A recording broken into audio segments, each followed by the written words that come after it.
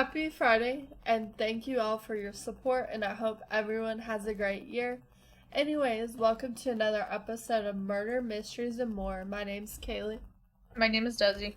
Be sure to like and subscribe, and don't forget to hit the bell next to the subscribe button to turn on post notifications. Before we get into this case, we always encourage those who have useful information to any unsolved case, please report it to your local police and sheriff department. Almost 10 years ago, in 2014, future Rico Harris NBA player vanished without a trace. With that being said, we will be discussing the unfortunate disappearance of Rico Davis. Who was Rico? Rico Omarr Harris was born on May 19th, 1977 in Alhambra, California. His parents are Margaret Fernandez and Henry Harris. He was their firstborn child. His parents had 3 more children.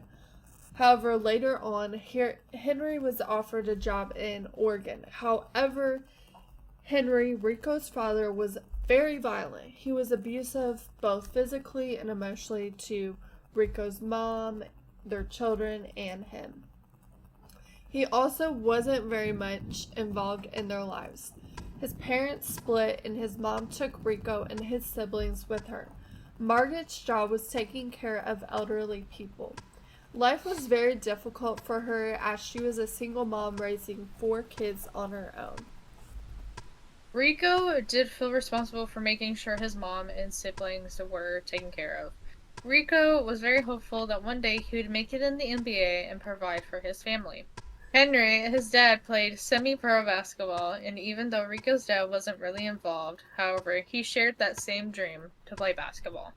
At 11 years old, Rico played pickup games at a park near his house. A majority of Rico's life was spent sober, and he was very focused on making basketball his future. He did play ball at Temple City High School, and Rico was unstoppable. He averaged about 28 points and 15 rebounds per game. The Long Beach Press-Telegram labeled him as one of the best basketball players in the Western region. Rico did have many challenges. Many described him as a gentle giant. He was 6'8". Many colleges wanted to recruit Rico to play ball, including UCLA and University of Rhode Island. Sadly, Rico did struggle with his grades, and unfortunately, the offers that they made him were revoked. Rico attended college at Arizona State University. The unfortunate part is Rico enjoyed spending time with his family, but because he was so far away, he had a really difficult time adapting. 1996, Rico and 2 of his teammates were arrested due to sexual allegations. However, there is very limited information on the internet of this, so we cannot confirm or deny if these allegations are accurate. We do, however, know the charges were dropped due to discrepancies in both the witnesses' stories. This obviously would affect his basketball career. And, of course, Rico would be suspended from playing basketball for a year. But instead of waiting, Rico transferred universities. He would attend Los Angeles City College. He'd use this as an opportunity to improve his skills in hopes to later on be accepted to play basketball in Rhode Island. Many people would travel to see Rico play at Los Angeles City College, even those who didn't normally watch the sport. One of his old teammates compared Rico to Lamar Odom. And for those of you who don't know who Lamar Odom is, he is a former basketball player of the Los Angeles Lakers. Rico was averaging 17 points and 14 rebounds per game, which made him the most successful player on his team.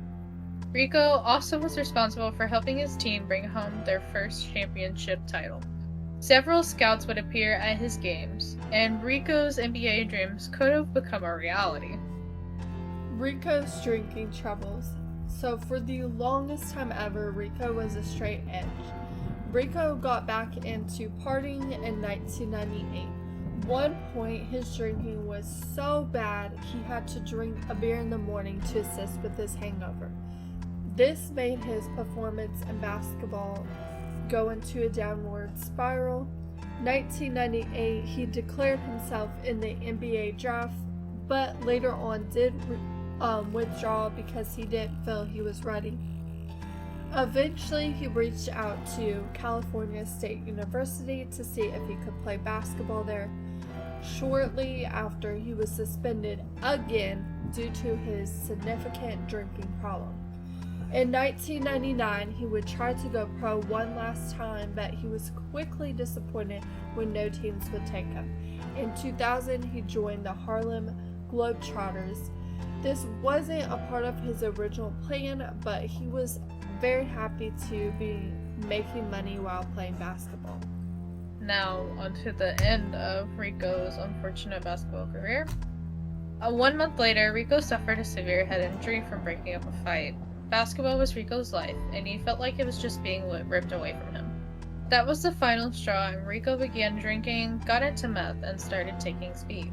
From 2001 to 2007, Rico had 16 charges with LA County Superior Court, including burglary, trespassing, and more. He really hit rock bottom when he was arrested for public intoxication and placed in the same cell that his father was in once. This was a turning point for him, and he realized he needed to get his shit together and change for the better, because he didn't want to be like his piece of shit father. Yeah. In 2007, after an overdose, Rico went to the Salvation Army Rehabilitation Center to get help. Good on him. Yes, definitely. Like, if you are suffering from addiction, go and don't be afraid to get some extra help. Get help. Necessary. A new life. So after Rico got sober, he began to work as a security officer. However, not too long after that, he decided that he wanted a job that was based on his intelligence and not his size. Rico began to work for an event management company. He actually enjoyed his time on the job. He did keep the security job on the side. On one of his shifts, he was working security when he met a lovely woman named Jennifer Sung. She was in LA for the weekend and they hit it off. Jennifer was an insurance broker in Seattle, Washington. For 2 years, Jennifer and Rico were in a long-distance relationship and later on got engaged. September 2014, they planned their wedding and said they had enough of long distance. Which I don't blame them, long-distance relationships are hard. Rico was going to move in with Jennifer. Jennifer had an established career and Rico did appear to be happy, but in the inside he was struggling. Rico always wanted to be the sole provider. However, he was a little bit insecure because he felt a little bit short. Which happens sometimes. It does happen. But when Rico first moved in, he did not unpack for a couple weeks because he felt like it wasn't home. Jennifer confronted him and Rico admitted that he had relapsed. Rico also stated that he wanted to get his drinking back under control. October 2014, Rico would potentially have a new opportunity, which was working in real estate. The first week of October, his mood was much better, but on October 8th, he asked Jennifer if she wanted to explore Seattle. Jennifer, who had a lot of stuff to catch up on, unfortunately declined his offer. She did tell Rico he could still go and explore the city on his own, though. Rico was obviously upset at her response, so he packed his bags and made an 18-hour drive back to California. Jennifer didn't know he had left at that point, and after she got home from the gym and it had been a couple hours with him still not home, she texted him. After a while, he finally responded to her text. He said he was making the drive back to California because he left a few things. He promised Jennifer he would be back home on October 10th at 7 p.m. in time for his meeting for the real estate opportunity. October 9th, he finally reached his mother's house. He was exhausted.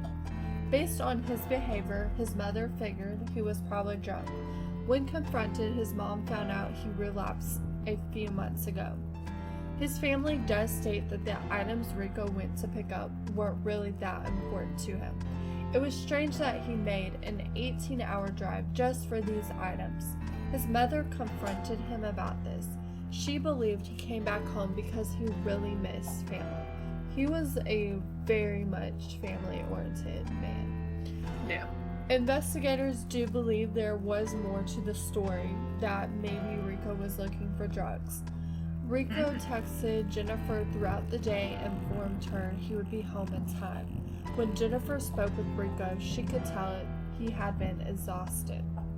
Jennifer tried to convince Rico to get some sleep, as it was incredibly dangerous to drive on very little sleep. He had been up for a total of 40 hours, which is crazy, It's and that's crazy. so bad. I gotta have at least like 6 hours or I'm grouchy. Yeah, right. I can't stay up for a whole 40 hours straight. That's crazy. But Rico had left around 1 a.m. in his black Nissan Maxima. Phone records do show that Rico spoke with Jennifer and his mother during the few hours he was driving. Jennifer tried to get him to pull over to a rest stop and take a nap, but Rico was insistent and wanted to stop in the mountains and look at the stars. What's odd is the mountains he wanted to go to would add a few extra hours to his trip, and his trip was already 18 hours already. So that's a lot to add to a trip that's unnecessary.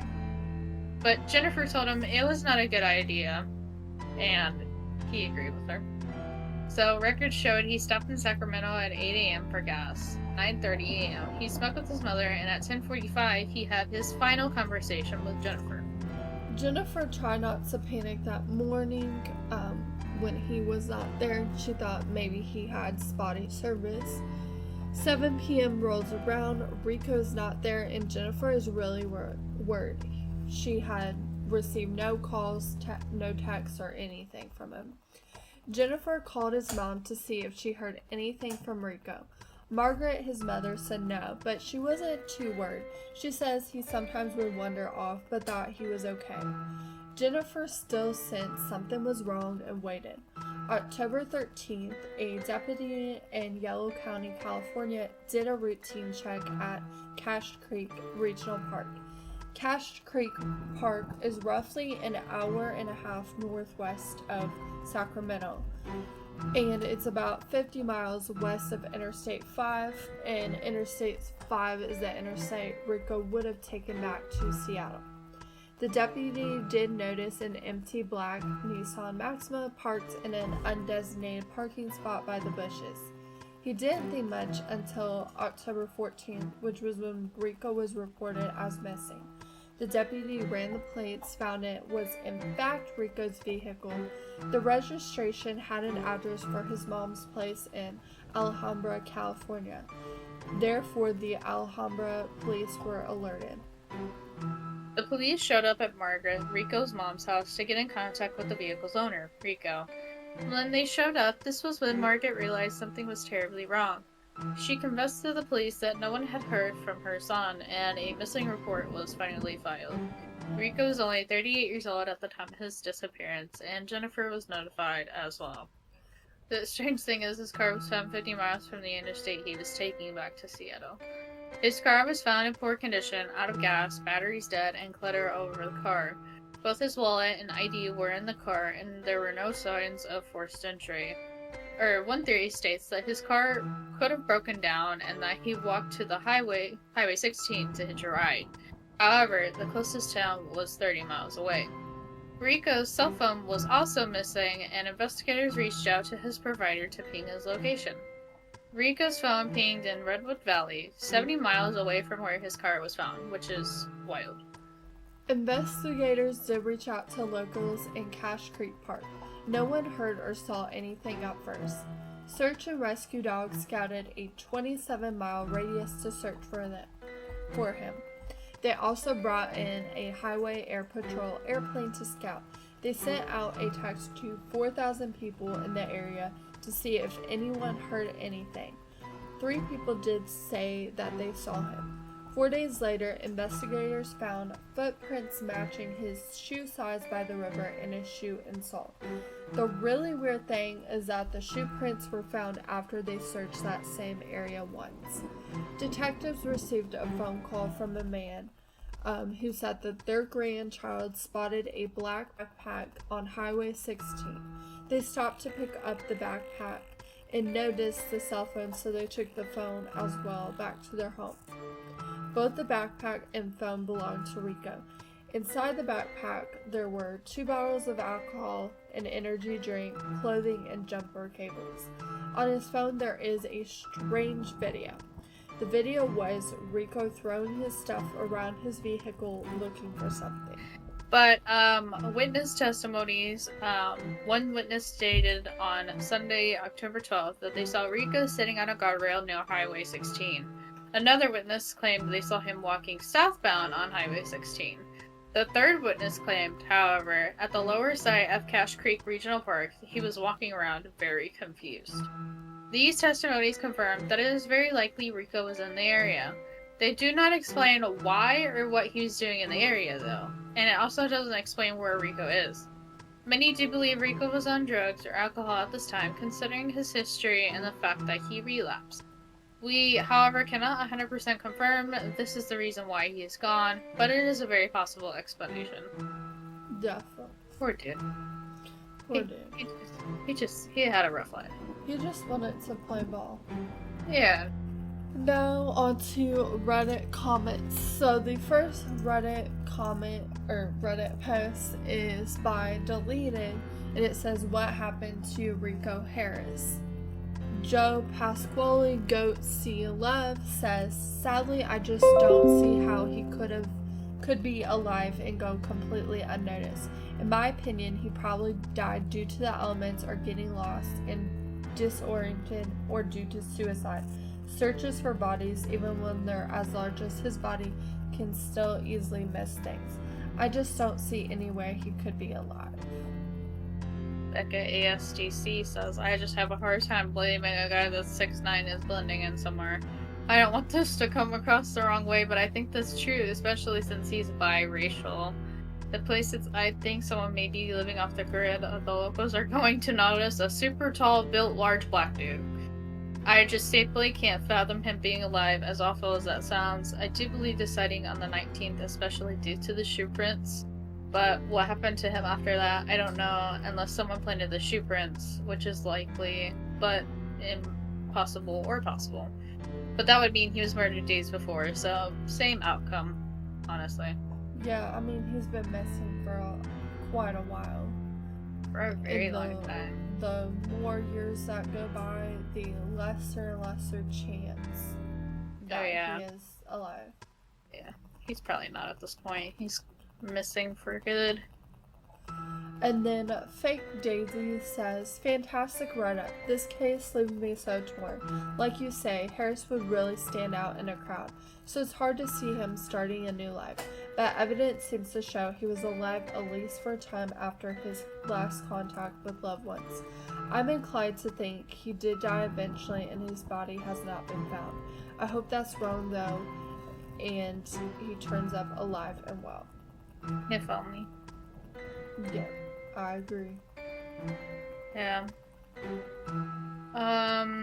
Annie Inui says, "This case has fascinated me since I saw it on Disappeared. I could buy into the theory that Rico hitched a ride and walked away from his life, except for the fact that he did really seem close to his mother. I know people have walked away before despite being close to family members, but she just seemed so broken on the show, and I struggle with him putting her through that willingly. My best guess is that he hitched a ride and met with some foul play somewhere along the way. The guy is huge, and it would be tough for him to hide out unnoticed for too long anywhere. I wish his family could get some answers." Yeah, that could have also happened. Yeah, I mean, like, person.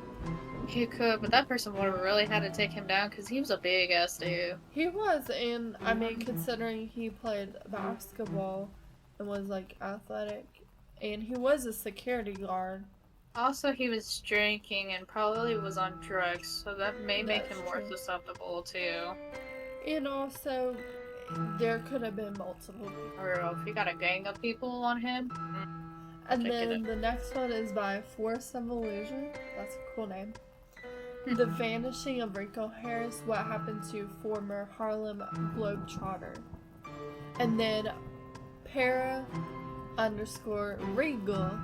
I'm from this general area, and I've never heard of this case, and being local when I heard Cache Creek, I immediately thought of the casino, not the canyon. I assume if you went to the casino hotel to get a room, there'd be CCTV footage of him, nothing else.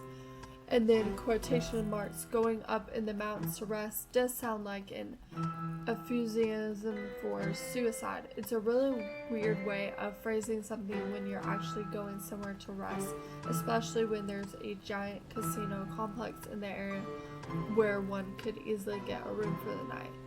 Interesting. That is interesting.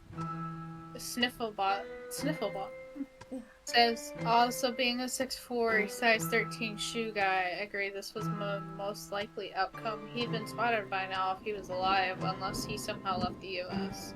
And given that his life was finally sort of turning around at the time, I don't think he would have walked away from it in his right mind. My spin on your take is that Harris was engaging in parasuicide. Something that felt like it might kill him, but might not really, and whatever the outcome was, it was what fate had decided. Well, he survived, but his car was found, and then probably decided he was supposed to die.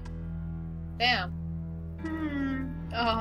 Nearby complaint, I would not be shocked if he committed suicide by jumping into the river from the guardrail above the creek. That is also a sad but plausible explanation. But don't you think they would have found his body? You would think so. Because bodies float most of the time? I think. Yeah. Yeah, bodies float, I'm pretty sure. So it is a bit strange that we have not found his body. No. You'd think if he committed suicide, you'd still find his body somewhere. And then Maybe. Poco Chanel says, was there any place in his life, past or present, that would have been known as the mountains? Here's what I mean. My grandma lived in a very specific area near a bridge, and every day talk about the area, my family would refer to the bridge. If they were confused by mental illness, drugs, injury, etc., I can imagine the perception to include a place where he grew up or had some kind of trauma. Can the lines about the mountain refer to a hymn or poem in his religious life? The mountains thus could have been metaphorical or an inaccurate perception of his area. Isn't it unusual that he videotaped himself? I've known two people who record themselves in similar ways. One was in the throes of a manic episode, the other was documenting a long solo car trip when he was suffering an acute grief.